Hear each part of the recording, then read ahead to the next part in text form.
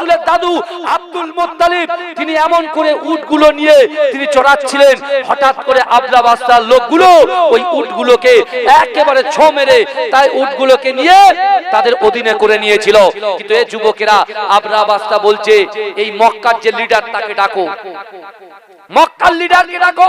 আবরা বাদশা যখন ডেকেছিল রাসূলুল্লাহর দাদু আব্দুল মুত্তালিব আবরা বাদশার সামনে গিয়েছিল, বলছে শোনো কাবা হচ্ছে আল্লাহর ঘর, আর আল্লাহর ঘর দুনিয়ায় কেউ কিছু না করতে পারলেও, কেউ কোনো সাহায্য করতে না পারলেও আল্লাহ কিন্তু নিজেই নিজের ঘরকে বাঁচিয়ে নেবে। জোরে বলে, এই জোরে বলবেন না, জোরে বলবেন না সুবহানাল্লাহ।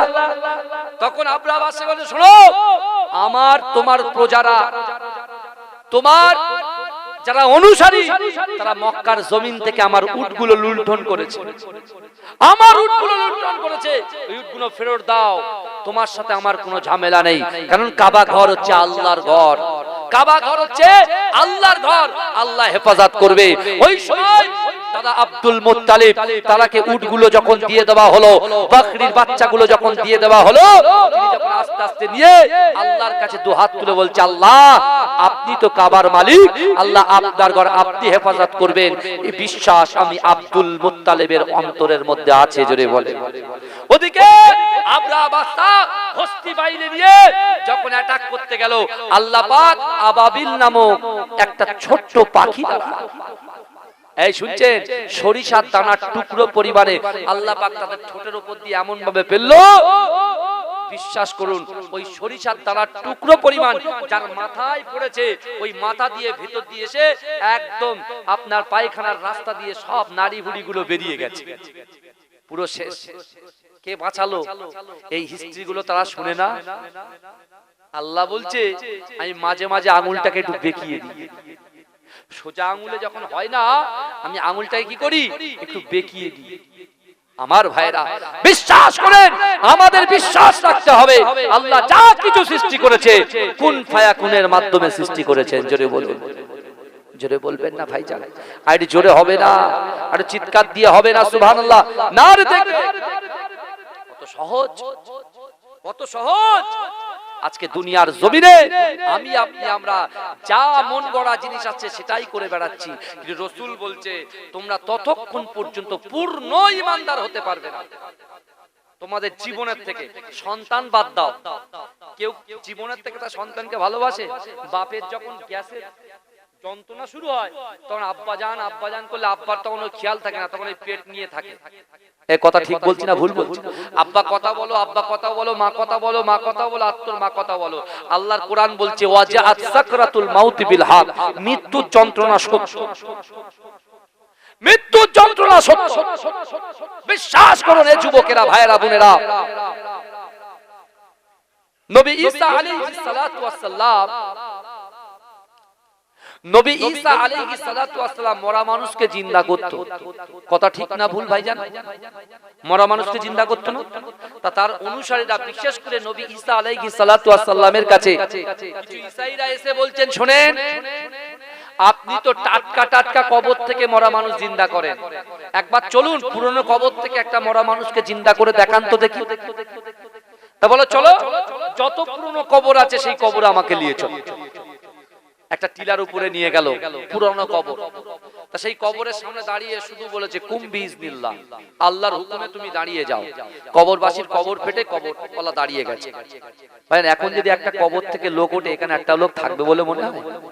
এই কথা বলেন না, হ্যাঁ? সব পালায় বলে জেন এসে গেছে, ভূত এসে গেছে। যদি মনে করেন আমার আব্বা নেই, এখন আব্বা যদি মাথার কাছে এসে বলছে ভালো আছিস, হঠাৎ করে যদি রাত্রিবেলা ঘুম থেকে চোখটা খুললেন, এমনি তো যখন টুক করে আওয়াজ হয় চোখটা খুলে আবার কি এই কম্বলের ভিতর থেকে একটা চোখ বার করে দেখে কি আছে না আছে, যদি কিছু থাকে তো পুরো কম্বল মুড়ে দেবে। বুঝতে পারছেন না? এরকম হয় কি হয় না? এরকম হয়। তার কারণ কি? আপনি নামাজের সাথে যুক্ত নেই, আপনি দরুদের সঙ্গে যুক্ত নেই, আপনি কোরআন তেলাওয়াতের সঙ্গে যুক্ত নেই। আপনি শুধু মুখে বলেন আমি রাসূলকে ভালোবাসি, কলেমাটা পড়েছি মুখে লা ইলাহা ইল্লাল্লাহ মুহাম্মাদুর রাসূলুল্লাহ, সত্যিকারের যেদিনকে কলেমাটা সত্যি সত্যি আপনার, আপনি সেটাকে প্রাধান্য দেবেন, সেদিন থেকে যতই আপনার বাড়ির ভিতরে যদি জেনারেশন সামনে দাঁড়িয়ে যায় কুছ পারওয়া নেই, তাওয়াক্কাল তু আলাল্লাহ। জোরে বলুন না সুবহানাল্লাহ। আমাদের এই খুঁটনার ঝামেলা, এই এত কিছু যা কিছু হচ্ছে সব আমাদের জন্য। ইনকাম হয় না, রুজি কমে যাচ্ছে, এত সার মারছেন, ফসফেট মারছেন, এ পাচ্ছেন, হ্যাঁ ইউরিয়া মারছেন, কোনো কাজ হয় না। তার কারণ কি? এটা আপনার গাফিলতিতে হচ্ছে। গাফিলতিটা কি? আপনি সারে কোনো খামতি রাখেননি, প্রত্যেকদিন পানিতে কোনো খামতি রাখেননি, আপনি নিরেন দিয়ে আগাছাগুলো কেটে ফেলে রেখেছেন, তার কোনো খামতি রাখেননি। কিন্তু যে আল্লাহ আপনার হাত দিয়ে নিরেন দেওয়ার, নিরেন খচানোর শক্তি দিয়েছে, যে আল্লাহ তোমাকে মাঠ পর্যন্ত, ওই সবজির মাঠ পর্যন্ত পৌঁছে দিয়েছে, সেই আল্লাহর ইবাদত বান্দেগি যদি সত্যিকারের তুমি আদায় করতে, তোমার আর ফসফেট সার আর মারতে হতো না, আল্লাহ এমনি করে দিত, আল্লাহ এমনি ফসল ফলিয়ে দিত। এ কি মনে করছেন আমি কি আপনাদেরকে মনে করছি ঝুটা কথা বলছি নাকি? আমি কি ঝুটা কথা বলছি? প্রমাণ যদি দিই, এই দলিল যদি আমি দিই যে আল্লাহ ইচ্ছা করলে সব করিয়ে দিতে পারে, এই প্রমাণ দিতে গেলে এখন 1 থেকে 2 ঘন্টা টাইম লাগবে। কিন্তু বাবাজি, কারণ আমি দুটো জলসা সত্যি সত্যি করি না, একদম ওপেন মাইকে বলছি, কিন্তু খুব বেশি জোরাজুরি করলে তখন কিন্তু, আর আমার ফুরফুরা ভাই সাহেব হুজুররা যখন কিছু বলে তখন আমি না করতে পারি না, আমি টানতে পারি না, আমার কষ্ট হয়, সত্যি কথা বলছি, একদম ওপেন বলছি, আমার কষ্ট হয়। কার কি হয় আমি জানি না, আমার কষ্ট হয়। কিন্তু বিশ্বাস করেন বাবাজি, যে কথাগুলো বলছি একটু ভালো করে বোঝার চেষ্টা করেন। আপনি কি মনে করলেন আপনার সন্তান, আপনার পুত্র, আপনার কন্যা, আপনার বন্ধু, আপনার বান্ধবী সব আপনার সাথ দেবে, তাই না? না মিয়া, অত সহজ নয় কেউ আপনার সাথ দেবে। কে বলেছে? রাসূল বলেছে। আমি পরে আসছি।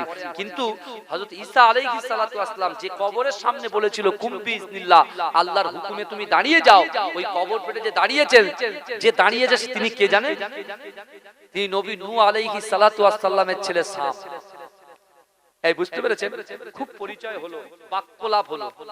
কবরবাসীর সঙ্গে নবী ঈসা আলাইহিস সালাতু ওয়াস সালাম, নবী নূহ আলাইহিস সালাতু ওয়াস সালামের সন্তান, অর্থাৎ কি নাম বললাম? শাম। ওই শামের সঙ্গে বাক্যলাপ হলো, হতে হতে নবী ঈসা আলাইহিস সালাতু ওয়াস সালাম শামকে বলছে, শাম তুমি বাঁচতে চাও না পুনরায় কবরে যেতে চাও? তা শাম একটা প্রশ্ন করলেন যে আমি বাঁচবো, তাহলে আবার তো ফের আজরাইল এসে আমার জানটা কবজ করবে। বলছে হ্যাঁ। বলছে না, আমি বাঁচতে চাই না, আমি চলে যেতে চাই, আমি কবরেই থাকতে চাই, আমি বাঁচতে চাই না। কারণ আজরাইল যখন আসে সে যে কি কষ্ট আমি আপনাদেরকে বলে বোঝাতে পারবো না।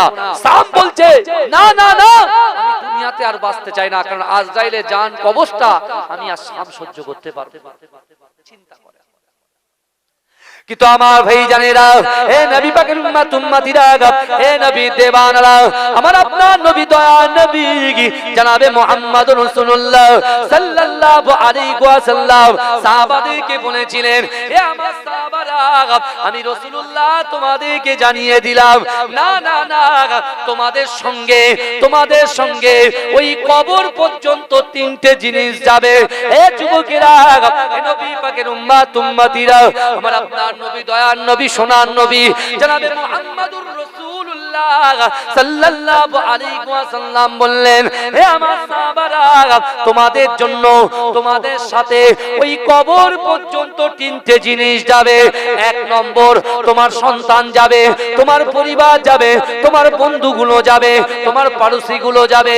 না না না, 2য় নম্বর, তুমি যে মাল সঞ্চয় করছো, রাতের অন্ধকারে দিনের আলোতে যে কষ্ট মেহনত করে আমার যুবকগুলো পুট্টি প্যারিসের কাজে চলে যায়, মাঠে চলে যায়, নিউ টাউনে কোনো বড় এমন ফ্ল্যাটে গিয়ে সে যখন এমন করে কাজ করতে লাগে, হে যুবকেরা, হে নবী পাকের উম্মত উম্মতিরা, সে কাজ থেকে যে সঞ্চয় করে, যে অর্থগুলো সে সঞ্চয় করে, যে ইনকাম করে, ওই ইনকাম দিয়ে যে গচ্ছিত সম্পদ রেখে যায়, ওই মালগুলো সম্পদগুলো তোমার পিছনে পিছনে তোমার কবর পর্যন্ত যাবে।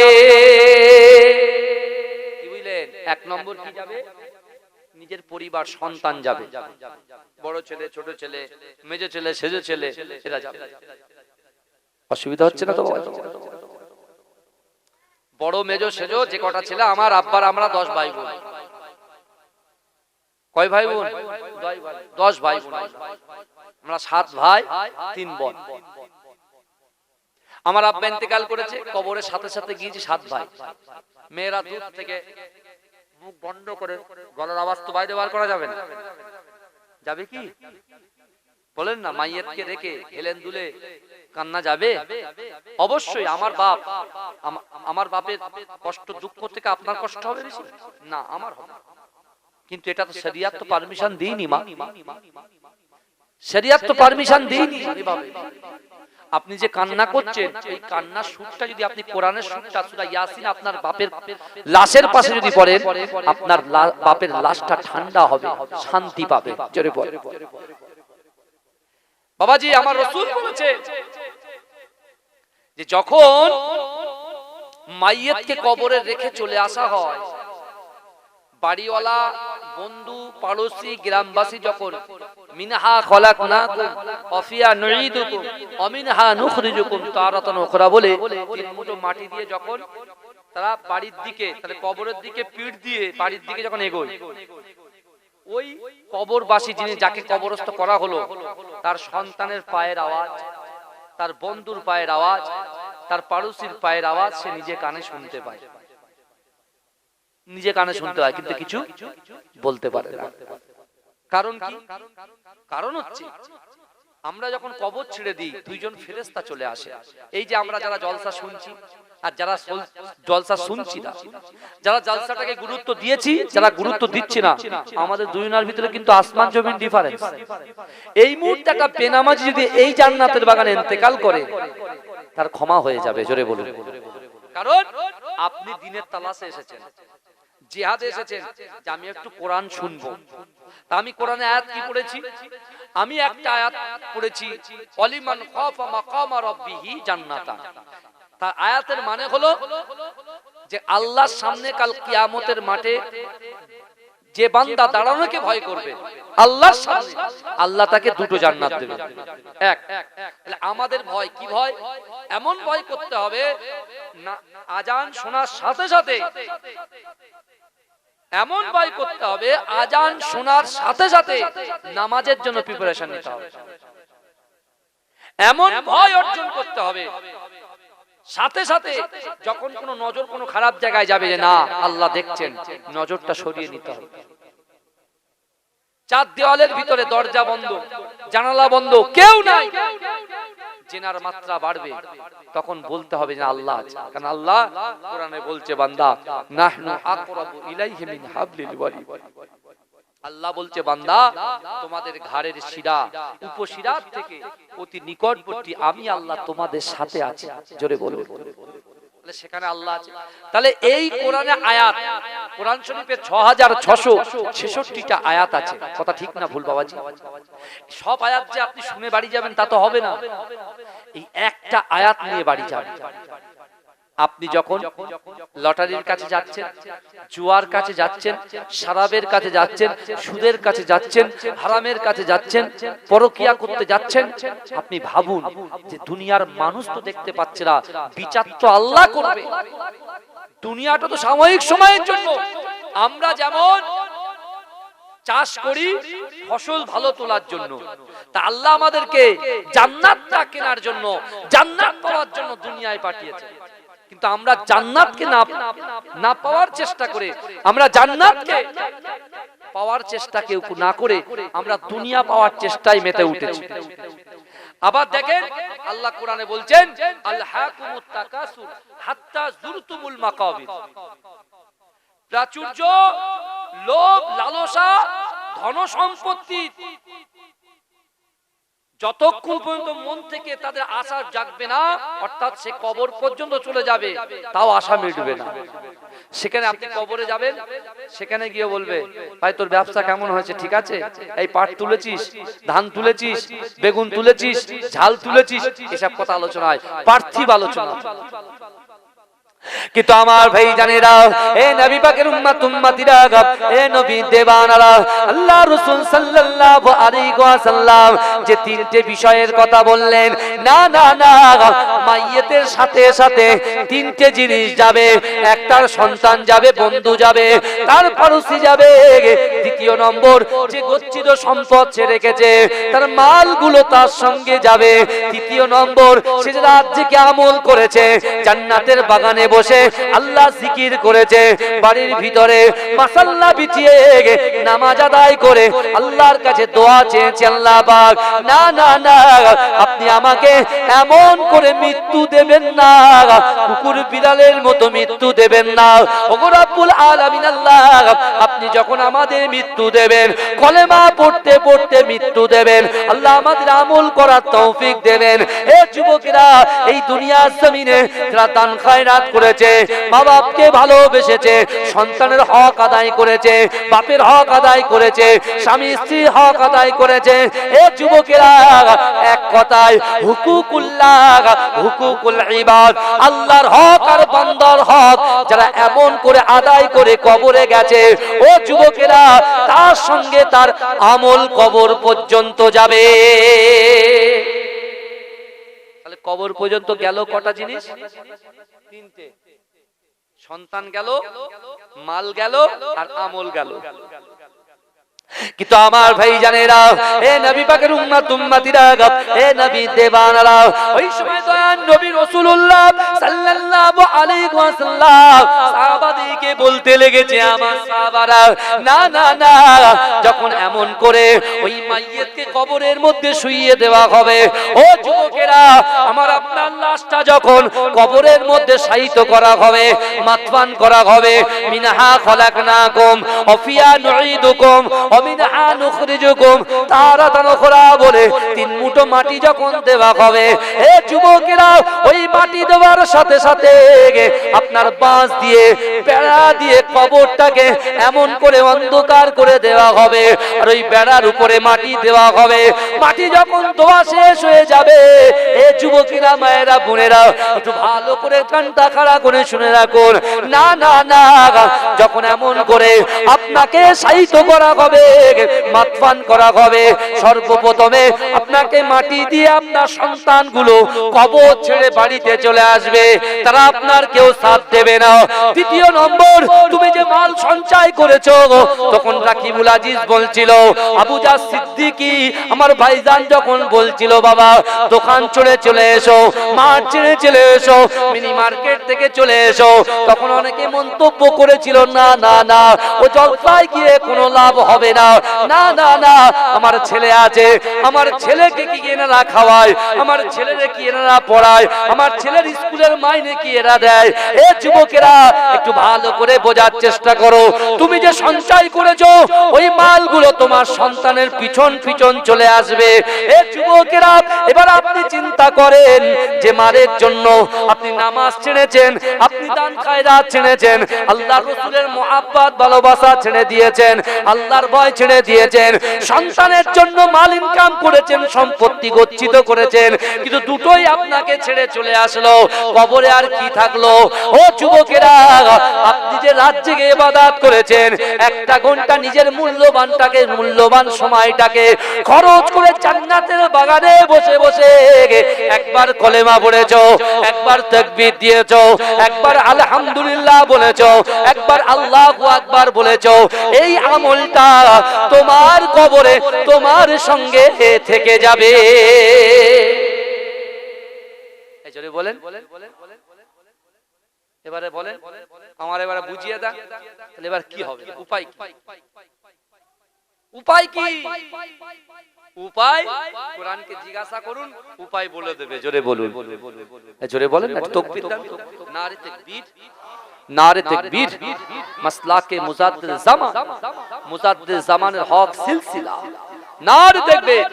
এই কারা কারা আমার রাসূলুল্লাহকে মহব্বত করেন, একটু হাত তোলেন, এটা তাকবীর দান, নারে তাকবীর। মাশাআল্লাহ, আমার প্রিয় ভাইজান পীরজাদা আবু জাহ সিদ্দিকী ভাইজান হুজুর কেবলা, মাশাআল্লাহ, শাহ সুফি পীর ইয়া সিদ্দিকী হুজুর পীর কেবলার একমাত্র সন্তান। এবছরে আমার ভাই হজে যাচ্ছেন, আলহামদুলিল্লাহ। গত বছরে আমার সানাউল্লাহ ভাই গিয়েছিলেন, পীরজাদা আলহাজ সানাউল্লাহ সিদ্দিকী ভাইজান হুজুর কেবলা গিয়েছিলেন। তার আগে আমার পীরজাদা আলহাজ সাওবান সিদ্দিকী ভাইজান হুজুর কেবলা তিনিও গিয়েছিলেন। এবছরে আমার ভাইজান যাচ্ছে, আপনারা দোয়া করবেন। আপনি বলেন হুজুর এই খবরগুলো রাখেন কি করে? কারণ বর্তমান এখন আমি হজ কমিটির একজন মেম্বার, হজ কমিটির একজন নোটিফাইড মেম্বার, বুঝতে পেরেছেন? আমি বেশি এসব বিষয়ে কাউকে বেশি বলি টলি না, কিন্তু আপনাদের কাছে একটা রিকোয়েস্ট করব যে আগামী দিনে আপনারা হজে যাবেন কি না যাবেন সেটা আপনার নিয়তের উপরে ডিপেন্ডেন্ট, তাই না? আপনি যে নিয়ত করবেন সেইভাবে হবে। কিন্তু আমি আপনাদের পীরের আওলাদ হিসাবে একটা মেসেজ দিয়ে যাই। এটাকে আগে আই কার্ড ছিল, আগে আমাদের গ্রামীণ আই কার্ড ছিল ভোট দেওয়ার জন্য, তারপর হয়ে গেল কি কার্ড? আধার কার্ড, তাই তো নাকি কথা বলেন? আধার কার্ড, আবার আধার কার্ড থেকে মোবাইলে লিংক করতে বলল, সব করা হলো। কিন্তু ভাইজা এই আই কার্ড আধার কার্ডের থেকে আর একটা কার্ড আছে যেটা পাসপোর্ট, এটা যদি আপনার থাকে কারোর ক্ষমতা নেই আপনাকে এখান থেকে ওখানে নিয়ে যায়। এমনি তো মুসলমান কাউকে ভয় পায় না এক আল্লাহ ছাড়া, জোরে বলে, জোরে বলুন না। আর মুসলমানের কাছে একটাই নেতা, সেটা হলো বিশ্ব নেতা, জগৎ নেতা, হাবিবে লবিবে তাবিব, ইমামুল আম্বিয়া, খাতেমান নবিয়িন, জনাবে মুহাম্মদুর রাসূলুল্লাহ, রাসূল পাক সাল্লাল্লাহু আলাইহি ওয়াসাল্লাম, জোরে বলে। ইনি হচ্ছে অরিজিনাল নেতা, বুঝতে পেরেছেন? কিন্তু আমার বাবাজিরা, ভাইরা ভালো করে বোঝেন, আমি আপনাদেরকে বলে যাচ্ছি আপনারা পাসপোর্টটা করুন, পাসপোর্টটা করে নেবেন, একটু খরচা হতে পারে, করে নেবেন। আর যারা হজে যাওয়ার নিয়ত করছেন আগামী 26 সালে, 25 সালে তো হজ ফর্ম ফিল আপ সব শেষ, এখন আর কিছু হবে না। 26 সাল, 27 সাল, 28 সাল, 29 সাল, 30 সাল, এক একটা মানুষের ভিতরে এক একটাই থাকে না নিয়ত থাকে। যদি আপনাদের এই নিয়তটা থাকে যে আপনারা হজ পাকে যাবেন, তাহলে আমি আপনাদেরকে বলছি আপনারা পাসপোর্টটা করিয়ে দেবেন। বলেন ইনশাআল্লাহ করিয়ে নেবেন। আপনি যাবেন কি না যাবেন সেটা আপনার নিয়তের উপরে নির্ভর, কিন্তু বিশ্বাস করুন আপনি যদি নিয়তটা করেন না, আপনার কাছে টাকা থাকবে না তো কি হয়েছে, আল্লাহ যদি কবুল করে নেয় 1 টাকায় আপনার হজে পাঠিয়ে দেবে। জোরে বলেন, জোরে বলবেন না আমার ভাইরা, বুঝতে পেরেছেন? তাই আসুন, কবরের ভিতরে আমাদের সঙ্গে কেউ থাকবে না, থাকবে শুধু আমল। মা এই যে আনন্দ ফুর্তি এ দুনিয়া সাময়িক সময়ের জন্য, আজরাইল চলে আসবে, যাদেরকে নিয়ে তুমি ফুর্তি করছো, মস্তি করছো, এনজয় করছো, আর তাদেরকে তুমি আর টিকা খুঁজে পাবে। ওই কবরের ভিতরে একজনকে দেখানো হবে আমার বিশ্বনবী রাসূলুল্লাহকে, যদি বলুন সেই রাসূলুল্লাহকে দেখে অনেকে চিনতে পারবে না, বুঝলেন? আমার রাসূলুল্লাহকে ইশারা করে দেখাবে ব্যক্তিটা কে, গ্যা গু করবে, বুঝলেন না? এখনো মুসলমান ঘরের ছেলে হয়েছে কোরআন শরীফটা এরকম করে ধরে দেখিনি, এরকম ছেলে আছে না নাই? কথা বলে, হ্যাঁ? অথচ তারা সবকিছু করছে, ইংলিশ গড়গড় করে পড়ছে, আলহামদুলিল্লাহ। ছেলে ডক্টর হোক, আমাদের কোনো আপত্তি নেই, আপনারও কোনো আপত্তি থাকার কথাও না। আপনার ছেলে একটা মুসলমান ঘরের ছেলে ডক্টর হবে, একটা মুসলমান ঘরের ছেলে প্রফেসর হবে, একটা মুসলমান ঘরের ছেলে পিএইচডি করবে, একটা মুসলমান ঘরের ছেলে ইঞ্জিনিয়ার হবে, একটা মুসলমান ঘরের ছেলে পাইলট হবে, একটা মুসলমান ঘরের ছেলে অ্যাডভোকেট হবে। হ্যাঁ, এটা তো আমাদের কোনো সমস্যা নাই, কিন্তু হ্যাঁ তার ভিতরে ইসলামিক কালচারটা যেন থাকে। কথা ঠিক না? কোরআনের কালচারটা যেন তার ভিতরে থাকে। যদি কোরআনের কালচারটা থাকে, কারণ ও জানবে আমার বাপ চলে গেছে, মানে আমি ছেলের উপরে একটা বোঝা এসে গেছে। কি বোঝা? যে আমার বাপের জন্য দোয়া চাইতে হবে, কারণ আমার বাপ আমাকে কষ্ট করে মানুষ করেছে। আর এদিকে আল্লাহর কোরআন হুঁশিয়ারি দিয়ে জানিয়েছে, বান্দা ফালা তাকুল্লাহুমা উফি ওয়ালা তানহারহুমা ওয়া কুল্লাহুমা কওলান কারীমা। আল্লাহ বলছে বান্দা তোমাদের আচার আচরণে, তোমাদের ব্যবহারে তোমাদের পিতামাতা যেন উফ শব্দ না করে। জোরে বলুন। এই শুনছেন?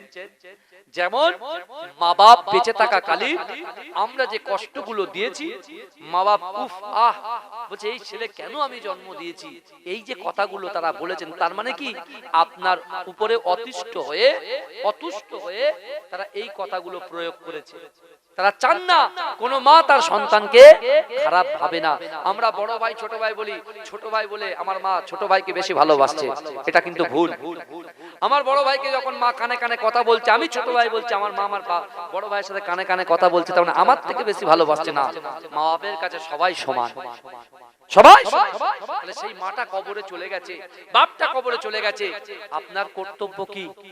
আপনার কর্তব্য হলো নামাজটাকে সঠিকভাবে আদায় করে খুশুসিয়াতের সঙ্গে চলে দিনটাকে ভালো করে স্ট্রিক্টলি মজবুত করে ধরে আমি নামাজের পার্টিতে হোক, নামাজ আদায় করে জুম্মার দিনে মসজিদ থেকে হোক, বাপ মায়ের কবরের পাশে গিয়ে একটু হাত তুলে আল্লাহর কাছে দোয়া চাইবো।